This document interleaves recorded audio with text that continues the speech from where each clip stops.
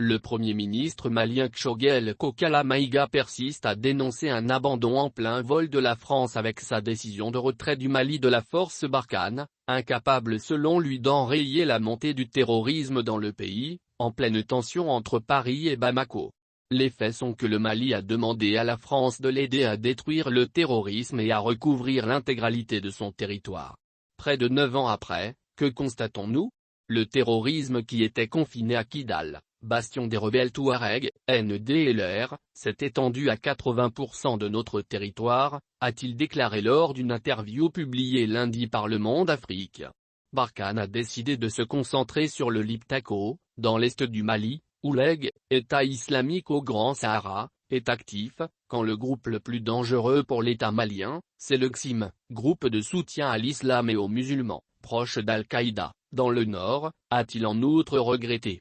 Pendant qu'Al-Qaïda multiplie ses attaques, notre principal allié, en tout cas celui que nous croyions l'être, décide de quitter sa zone d'influence pour se concentrer sur les 3 frontières. N'est-ce pas de l'abandon en plein vol?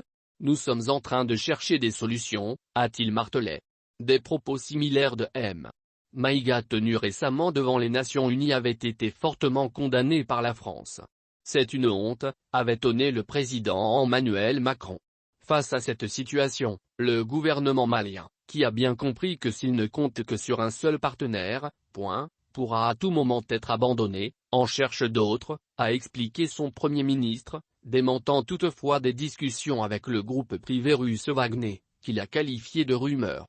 Présent, entre autres, en Libye et en Centrafrique, où il est accusé d'exactions depuis le printemps, le groupe Wagner est soupçonné, notamment par Paris, d'agir pour le compte du Kremlin là où ce dernier ne veut pas apparaître officiellement. La France, l'Allemagne ou l'Estonie ont d'ores et déjà averti qu'elles réexamineraient leur présence militaire au Mali si un accord était conclu entre Bamako et Wagner.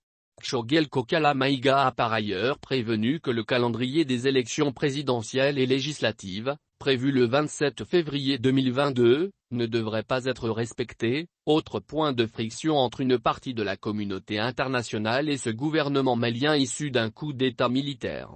Quelques semaines ou quelques mois de décalage, ce n'est pas la fin du monde pour un pays en crise depuis 10 ans, a-t-il justifié.